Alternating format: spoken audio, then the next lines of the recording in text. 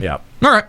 So in an interesting interview with Polygon, Riot Games owners Mark Merrill and Brandon Beck confirmed that the esports side of League of Legends is still running in the red. Despite being one of the most popularly viewed esports in the world, the company is still investing millions of dollars into events for it without seeing a profit in turn. The creators said, quote, "Our goal with esports has always been to make a great player experience first. It is important to note, however, that unlike many esports, Riot runs its events almost entirely in-house." And we're going to talk more about this, but for more information on the news and other stories, visit our blog at finalencountercast.com. But I thought that was a really interesting read, that one of the largest esports out there operates in the red, and pretty much knowingly so. Yeah, I don't think that I'm actually that surprised, especially coming out of Riot, specifically because esports is in the position where it needs to be running as much promotion as it possibly can. If it's trying to elevate itself to an entertainment product on the level of being covered by ESPN, or, I mean, because, you hear people from the ESL, you hear people from from the esports scene, and their ambition is to be right up there in prime time along with baseball, basketball, football, and get the prime time coverage that they feel it deserves. Now, whether or not you agree or disagree with that, if that is the goal, then yeah, you have to run your company in the red. You've got to throw every cent that you have at promotion and getting more eyes on it and cracking those deals. Sure. It's going to be hugely important, and it's probably going to be that way until you get this, this thing established as a foothold in American culture. Like, there's not even a market for this. You're talking about you're penetrating the culture of the American psyche. Esports has taken off in the rest, and not necessarily everywhere, but in pockets, it's taken off in the rest of the world. Sure.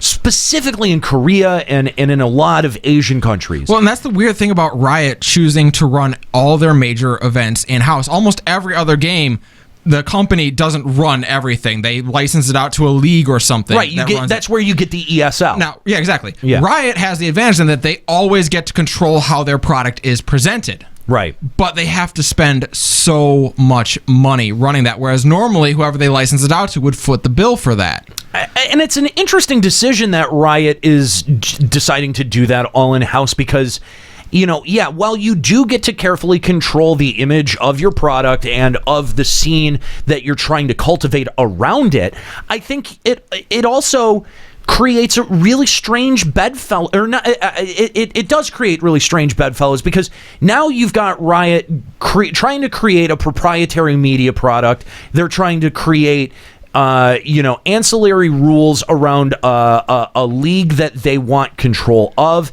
and they're still developing a game, and they're still trying to create a fun product at the end of the day for people to load up on their own computers and have fun with on their own time, not just on the professional level. So they're balancing a whole lot of factors there besides concentrating on creating the most professional product that they possibly can. So what's I'm interested to know, when you see officially league presented stuff versus ESL stuff, who has the better presentation, or are they pretty damn close?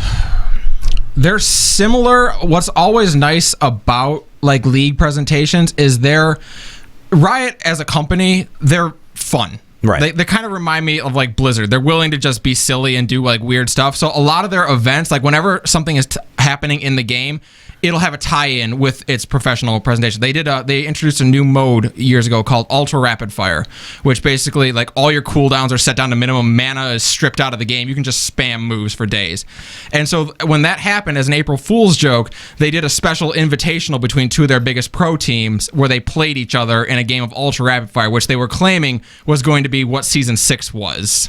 And it was absolutely ridiculous, but it was a lot of fun to watch, and it's nice to see the company be so involved with that. Whereas with things like ESL, there's more of a divide there, I guess. Well, and they're trying to create.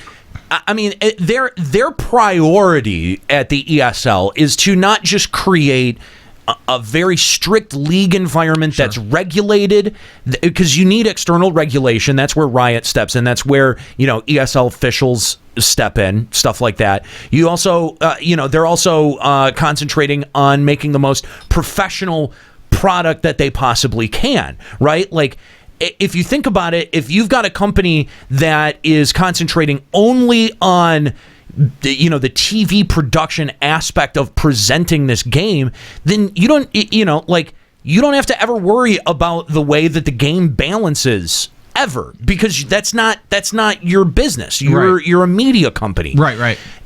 And League is trying to balance both of those. So, and that's what made me ask, like, do you ever see a quality difference between the two presentations? Like, I get what you're asking. Like, you see, like, sometimes weird things will happen. Like, we already know what patch the Worlds are going to be played on in October. Like, they said that this recent patch that just happened will be what the Worlds patch is going to be. So even as the game continues to advance in the time between now and Worlds, when those tournaments happen, it will be how the game is currently. I'm just talking, like, straight up cameras, microphones, production quality, and the presentational quality.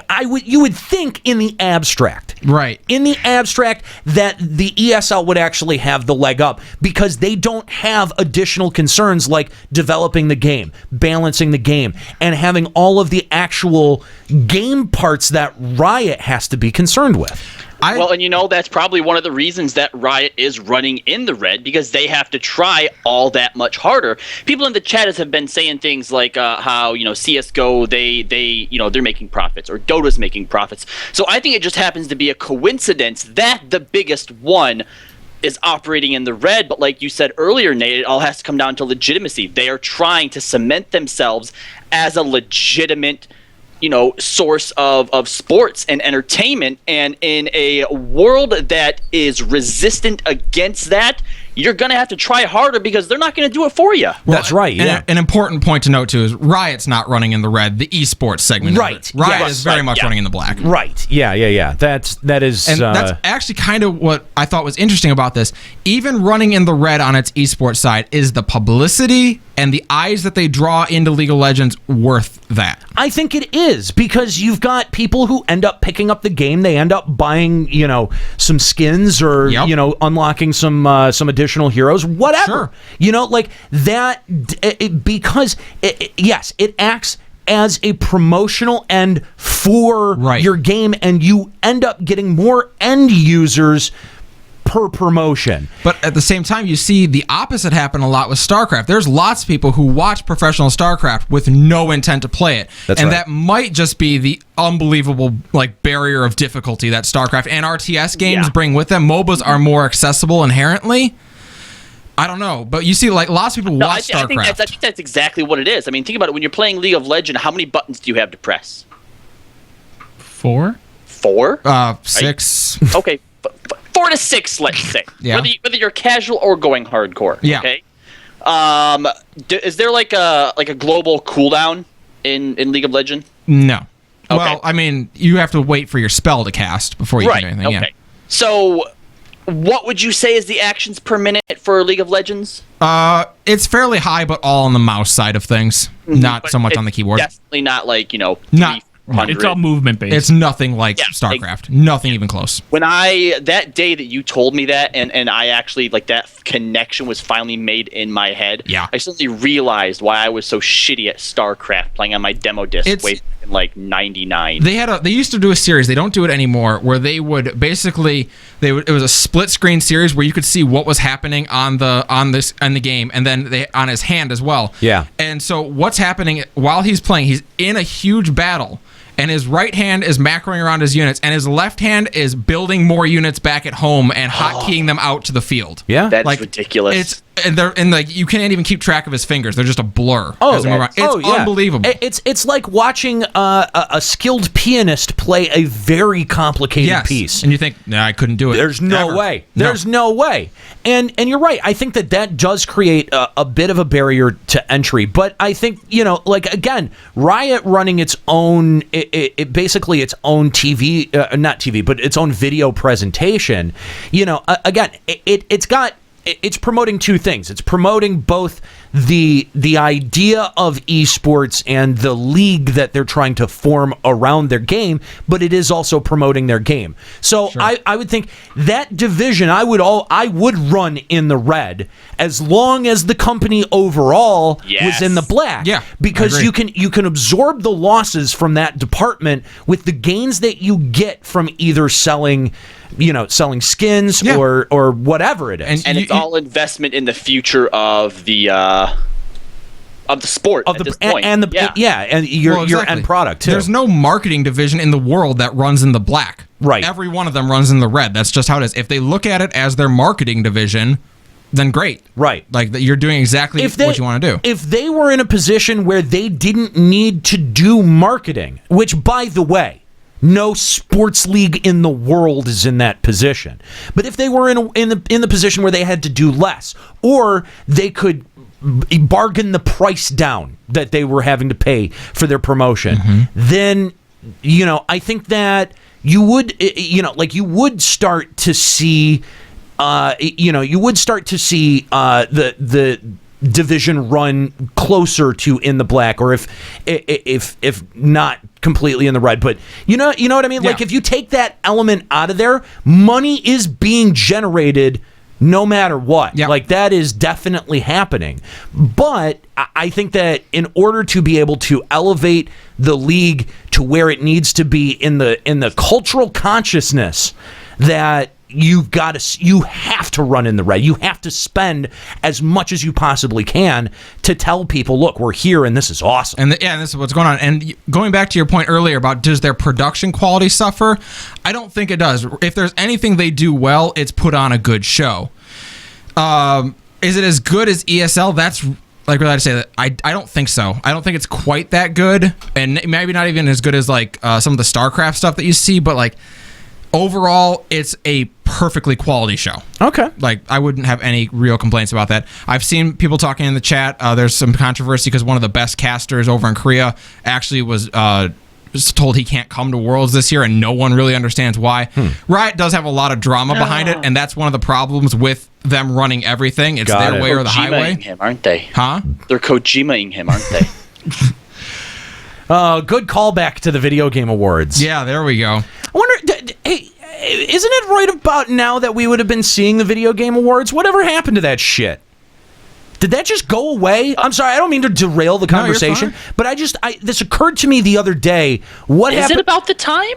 I feel like, when did we do that show? That was early on in the run. We celebrated our year. I feel is it still Spike that does it? No, it's coming December 1st. Oh, December. Okay. All right. Doesn't really make sense to have Video Game Awards when we still have months left. Oh man, just Video Game Awards also coming out before The Last Guardian. Hey! Nailed it. It's gonna be a good day. Oh my God! How? I hope they get some like fake award, like the longest delayed game goes to. Honest to God, The Last Guardian better be fucking amazing.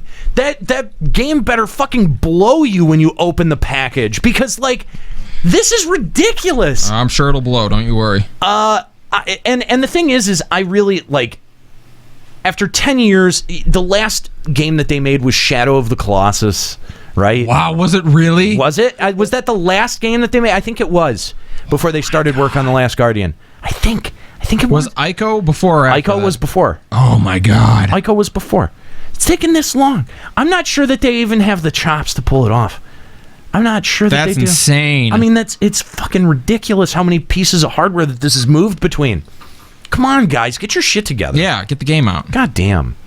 It's frustrating too because they generally make games that are well liked universally. Like, well, of the few that they have put out, yes, have they made have been a real bad one yet? Very well received. I don't know. I don't think so. This may be it though. Apparently, we're being told that at TGS, The Last Guardian's demo was not well received. Ooh. Maybe that's why it got delayed. I think I had also heard that. I recall also hearing that it didn't go over terribly well. It's not good. It's not good. Yikes. So yeah. Now going back to esports.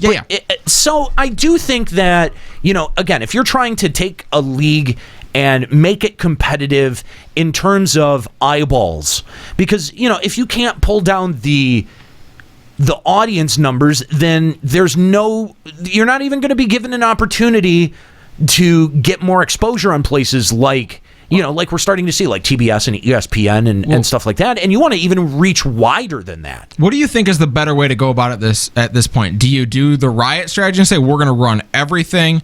Or do you contact MLG and say, hey, host our game too? Which way do you go? Is it better to do it in-house or out-of-house? Well, if you're the company, if you're Riot, I think it's probably better to do it in-house because it gives you the most control. For the sport or the concept itself, I think it's better to get everything unified.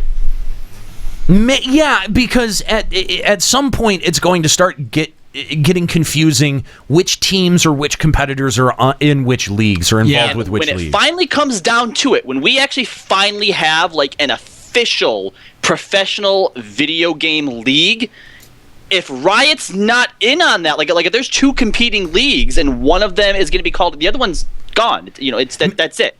You go the way of Vince McMahon's, extreme football or whatever. So that's kind of an interesting point, Robbie, because I mean, like if they, well, you're bringing up Vince McMahon is interesting because we're almost looking at the old wrestling territories. That's kind of what this is going to be. It's going to be a lot of the old territories where each of them has their own champion and stuff, but eventually the most popular one's going to come and swallow them up. Yeah, but I think that's there's a part of it that's natural. There's going to be a shaking out of who ends up becoming the most popular. Sure. And it never really occurred to me until you had said it a minute ago, Robbie. But like, it could be that Riot is holding out just to see who ends up leading the pack, and that they make sure that they have the most tenable agreement with that leader. Okay, so you don't think that they could end up being screwed because they're not the most popular, but at the last minute they're going to throw in with who they're going to throw in with whoever. That would also probably be the tipping point too. It probably would. It probably would, because they've also developed resources that if you decide to throw all your weight behind a specific league, all of those resources can be diverted over there too. That's smart. That is smart. If that's what they did, I would not be surprised, nor would I. Yeah, I think it's a very smart move. Mm-hmm. That's a possibility, because it does seem like a very interesting decision for the game developer to control all aspects of the competitive aspect of the game as well. Yes. That's a lot of effort to be exerted over one area of your game that, if it's successful, that's a good gamble. If it's not successful, I mean, think of games that have come out that are designed to be competitive that have just not been successful. Battleborn? Battle Stillborn? Battleborn? Battle what? What is it? Battle Stillborn? Yeah. That sounds about right. Jeez. If you have a game like that, then that becomes instantly difficult to support without a community. So, it's interesting because it's sort of like the chicken and the egg, you know? Which comes first? Yeah, which comes first? Do you support your burgeoning competitive scene on the off chance that it becomes a thing, or do you wait for it to become a thing and you lose a degree of control? Well, and the other thing is that people have concerns that they've crested as competitors. I mean, they've grown by leaps and bounds for each of the last 4 years. This year, not so much. I wouldn't say League has expanded in the last year by any means. There is a peak. There definitely is a peak. Do you think that Overwatch played any role in that? I think so. I would definitely think so. Playing the game, it definitely. The popularity of it, the reception of it, the competitiveness of it, the ease of which it translates over to a competitive environment.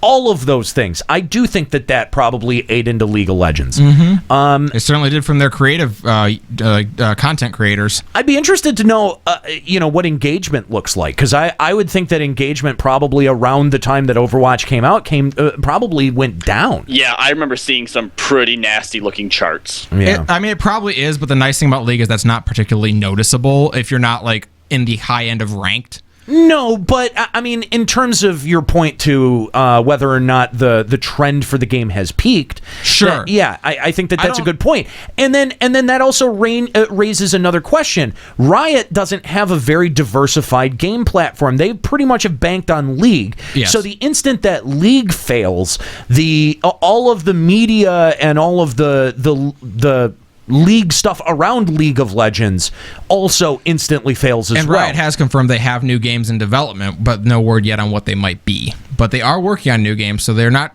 planning to stick to that. But that says to me they don't see the long-term future of League anymore. That seems unsustainable for the long term. Yeah.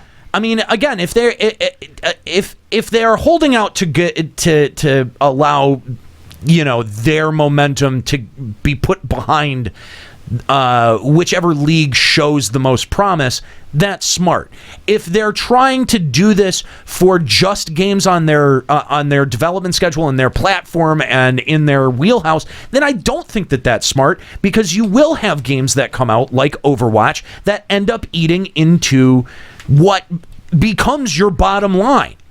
And it's entirely possible that they're not trying to support the concept of esports, and that they are just trying to support their game and the promotion of it and the way it is, the way that it is characterized out in the gaming media and in the competitive scene. Mm-hmm. So, I mean, there's two ways that could go. It could either be a very smart, cagey move, or it could end up coming around to bite them in the ass. And that's how, because if they don't produce another game that captures the imagination like League of Legends did, then the success or failure of their media, their media market is entirely dependent on League of Legends' success or failure. It's already an aging game that has, as Callie had mentioned, peaked. Yep. And there is no next step too. They shouldn't have problems like expanding games out of what League is. League's provided them with their world of Runeterra and lots of characters that people know and like. There should be lots of opportunity to build out of that. Oh yeah, they've definitely got another IP in there. But yes. I mean, again, they could be lightning in a bottle too. We've seen developers only be able to be one-note developers. Oh yeah. I mean, that's entirely possible too. So again, as soon as the interest for that dies off, they've got a very real problem of how that model becomes sustainable for the long-term future and growth. And the instant that becomes dead weight on an ailing company, that's going to get cut. Because again, as we said, you've got to run it in the red to be able to put the amount of audience behind it that it needs to be able to remain competitive or be able to, in the long term, succeed. And again, I think that bet is a way clearer, way better bet on a diversified league that has interests in more than one game title, unlike Riot. Oh, I would absolutely, if we're talking 10 years from now, I would absolutely put my money on GSL, ESL, MLG, any of them. Yeah. Like, having a diversified lineup that's constantly bringing in new games, that's probably the way to go. I think the weird thing in there is the genres of games, because there's a big division. You get a lot of fighting game representation out at something fighting, like Evo, shooters, RTS, MOBA. Right, it's all over the place. It is all over the place, and different leagues will, they allow competition for different games. Mm-hmm. And at what point, does the biggest league, does the leader out of this have to pick the most popular games, or do they have to pick the most interesting to watch games?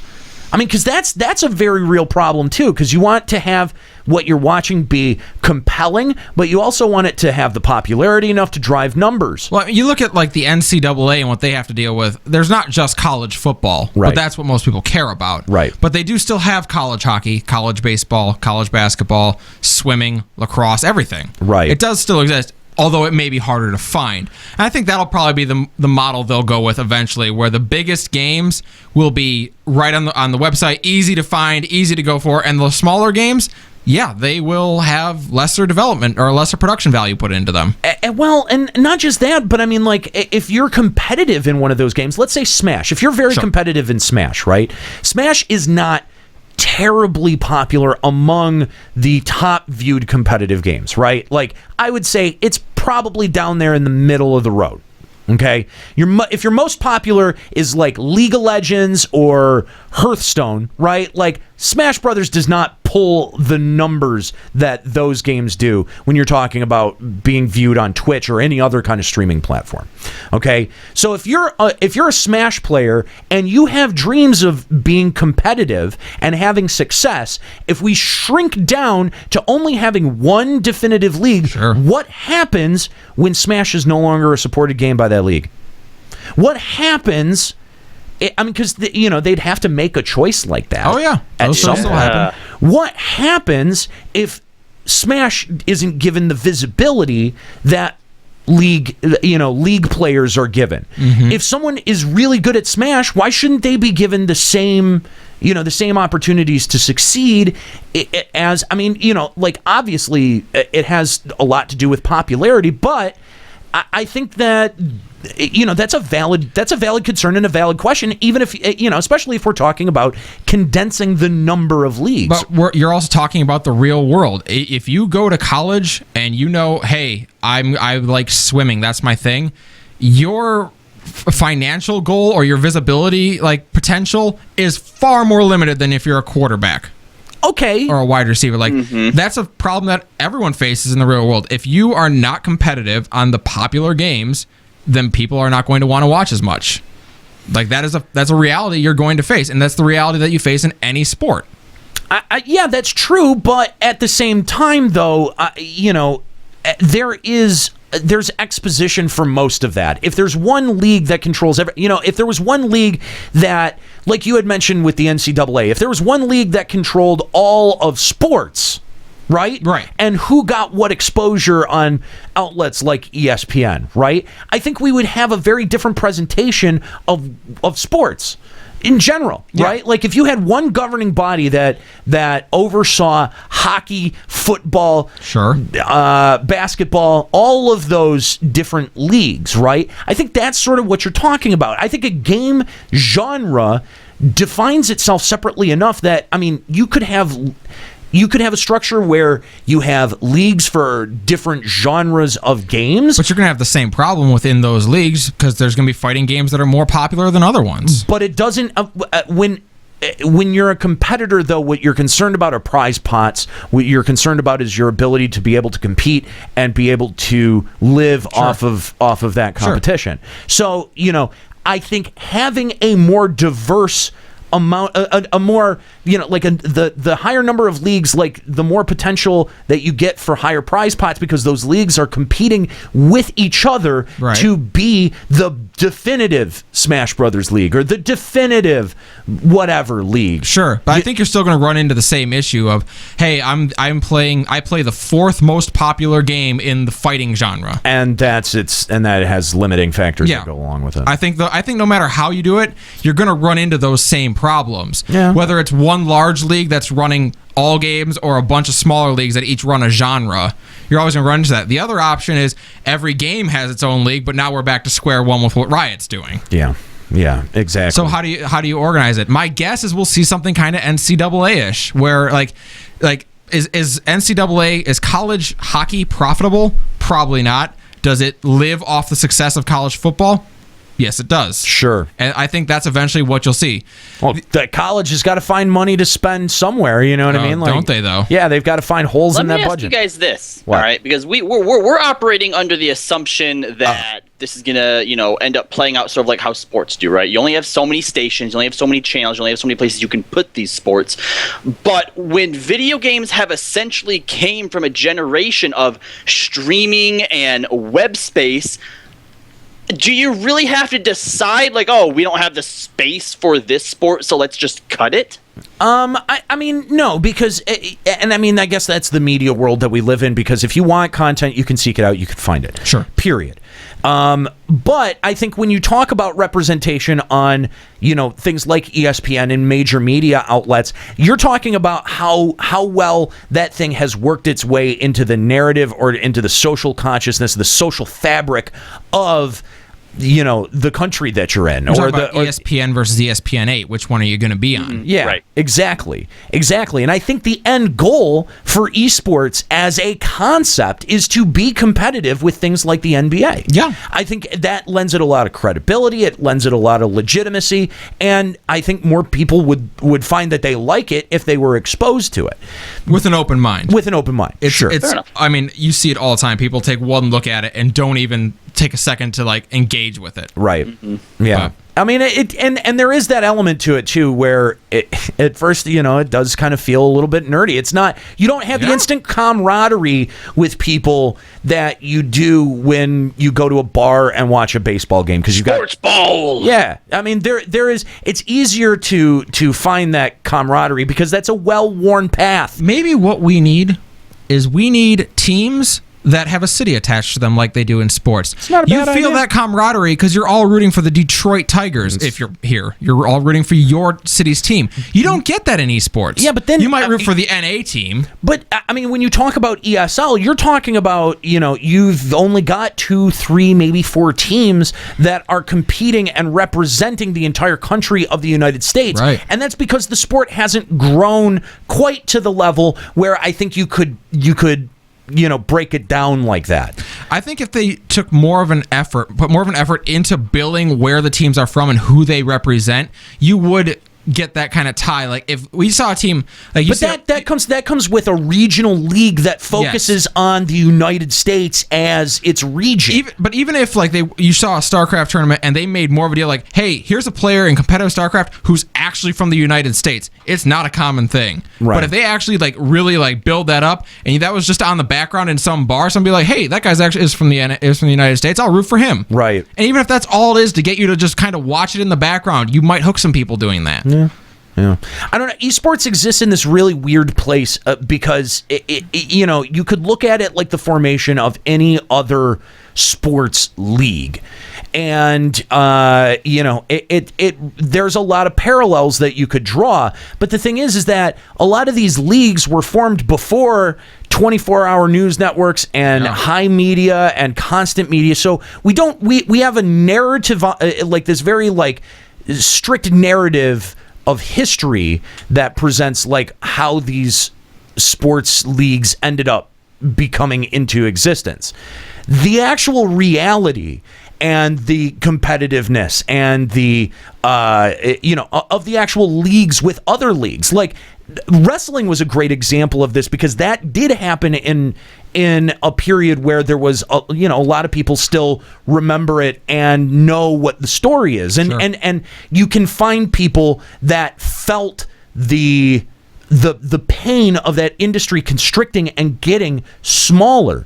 But some of that needs to happen. Like having professional wrestling that was regional wasn't going to work for a constantly media connected society. Absolutely. And in the same way, as this grows in popularity, that is also, it's weird that it's going from the macro to the micro. Like we have nationally competitive teams as opposed to regionally competitive. I think eventually seeing those regional teams pop up will be big, because that will give you a sense of camaraderie. Yeah, I think so. And I actually think you do see some of these regional leagues, but there's no way that they're getting the exposure or the funding to be able to work their way into the consciousness like places like, Riot's presentations or the ESL. And another thing is, like, NA teams have been in the esports scene, we've been dominated in a lot of games for so long by places like Korea, Japan, China, where it's just like, you just kind of know you're going to lose. But if there was more interest, I think if there was more interest on the media end and it was exposed to more people, and people knew, like, oh, this is a thing that I could do. Yes. That would encourage.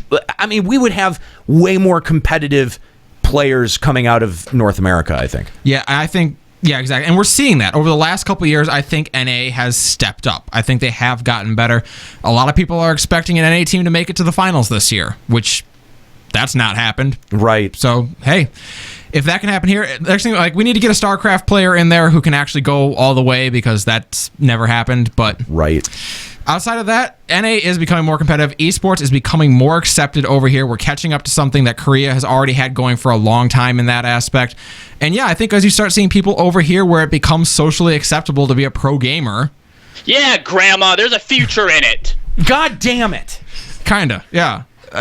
Right now, there is very much that stigma that there is no future playing video games. That's still very prevalent in America. So, something I was thinking about the other day. Is it weird? Do any of you guys play games at work, or like have any? Because the way my job works, I have a lot of downtime. Either something is processing on a computer, or I'm waiting for the next commercial block to hit. I have a lot of downtime, and I've got to keep myself occupied. And in fact, gaming is something that it's in a lot of ways encouraged in my industry as a way to, stay awake, if nothing else. Don't fall asleep at the board. Yeah, exactly. And I'm just kind of curious, like, would first of all, do you ever game in front of your coworkers? And if you don't, would it make you strange? Would it make you feel strange to game in front of your coworkers? Well, I work in retail, so no. I have definitely never played Pokemon on the 3DS at work in the back room or in front of people. That is not a thing that I do. I feel like you're lying. No. That would get me fired, Nate. And given that I work in pizza delivery, I definitely do not. Why do you tell your coworkers about this show?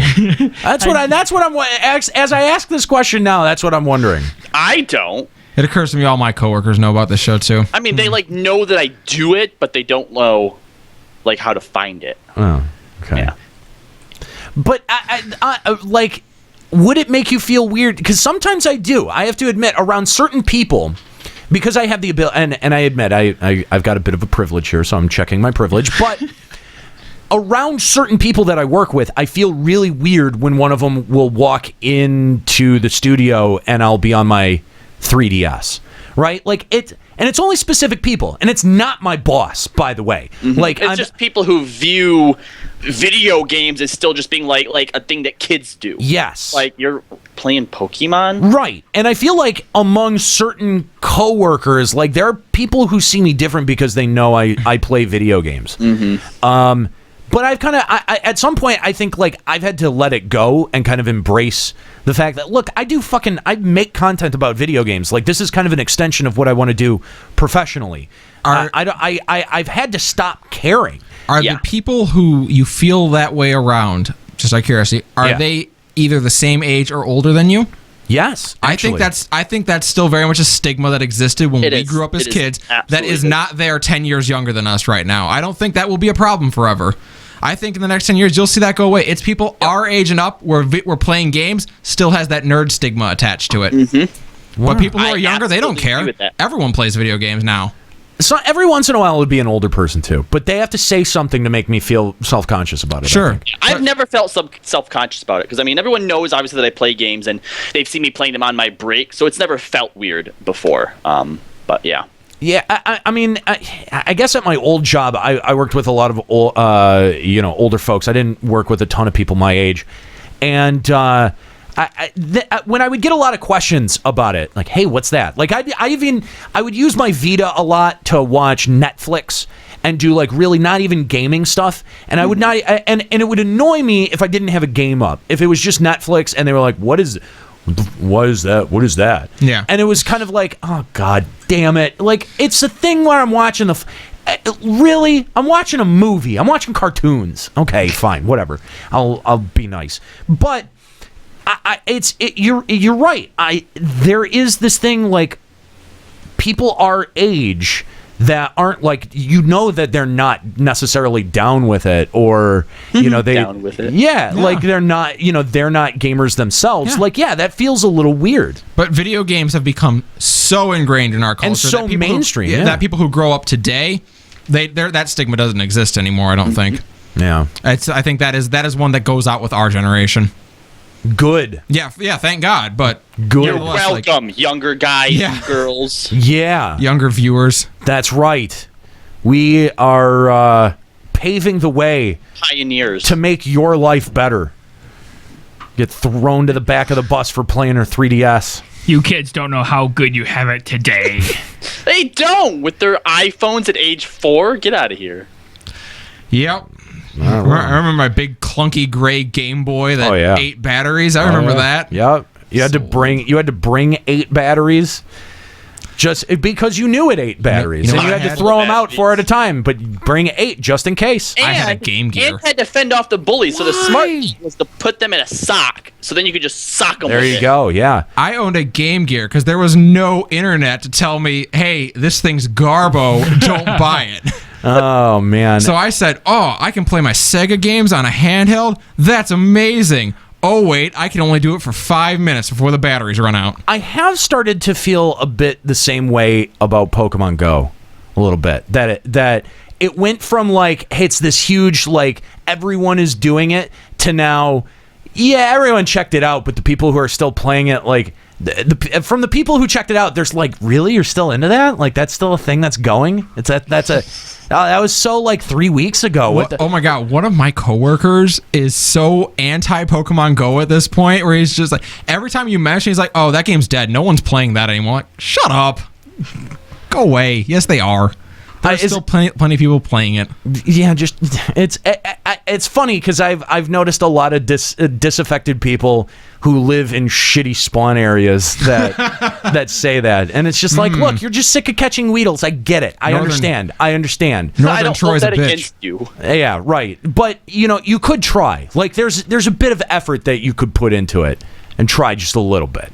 Yeah, it's funny because it really, yeah, the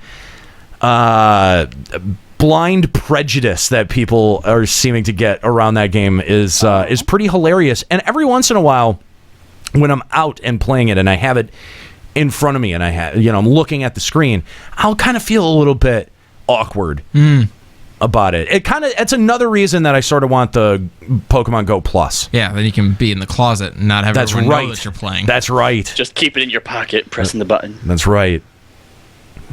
Yeah. All right.